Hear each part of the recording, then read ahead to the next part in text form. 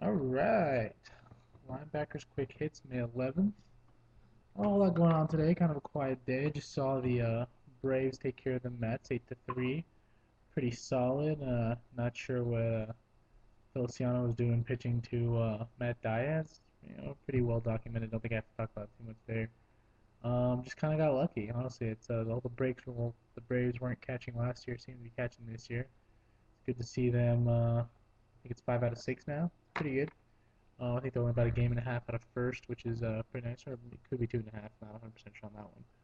But as long as they stay in contention, maybe Chipper Jones comes back, put it together, would be nice to see.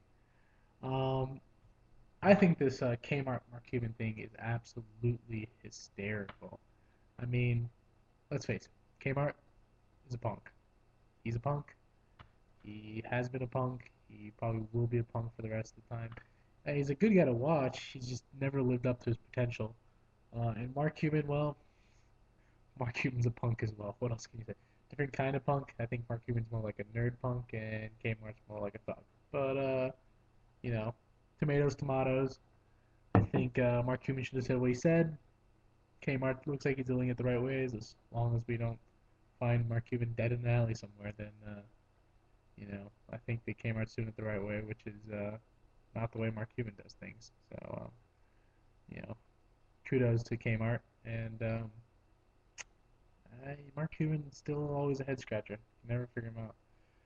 Denver is destroying Dallas right now. I believe the score is Denver's up by 14, which I mean, are we surprised anymore after the last game and that no call? I mean, it pretty much seems like Denver is going to be the final stepping stone for LA if LA can somehow get over Houston, which I still don't know how they won that game. It seems like teams without their superstar center this playoffs are 2-0.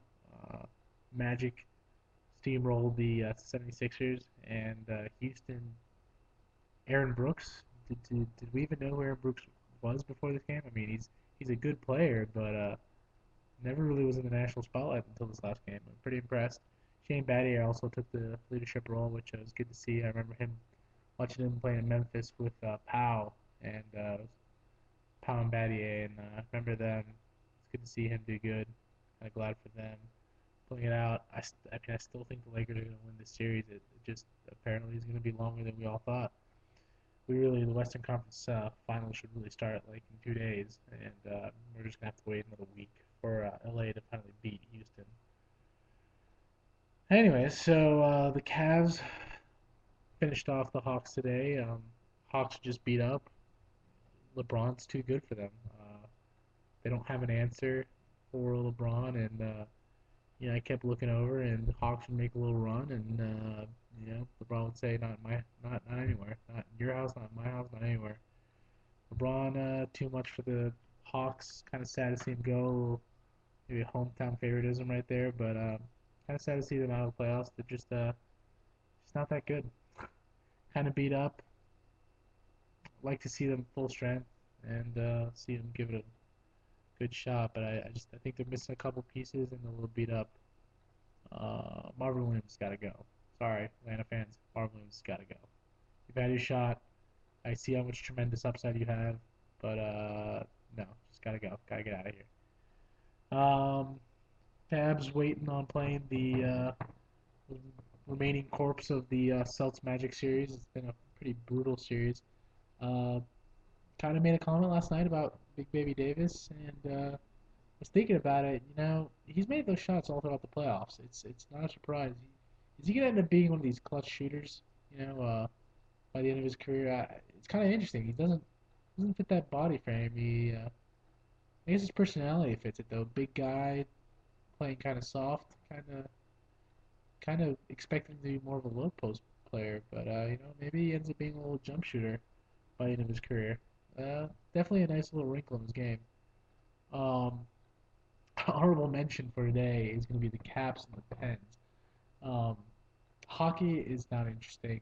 I It just does not appeal to me. I've spent 90% of my time trying to find the little black dot that is the puck, and I have a big TV, so I can only imagine for the average American viewer, which doesn't, versus really is this how you're marketing? but the average TV viewer is just not going to be able to follow it that easy. I mean, people have in the past, but it's never been as big of a market as other sports.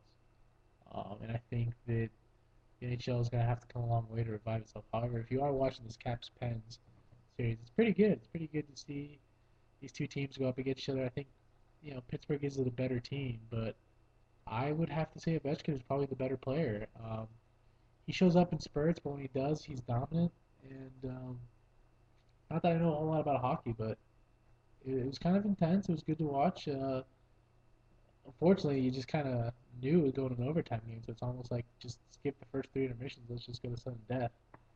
Um, I think that it's a lot of fun, and um, I don't know. I actually got a question out there for anyone who watches hockey religiously. Why in the overtimes is it not just a continuous clock? Why do we have to have multiple overtime periods? Not that it really does affect the series, but I mean, what is the point of stopping after 20 minutes? Does your strategy really change after 20 minutes as it would at the beginning at the overtime? I realize in the regular season you're gonna have an overtime or two and then a shootout, but it doesn't make sense in the playoffs. Just throwing that out there.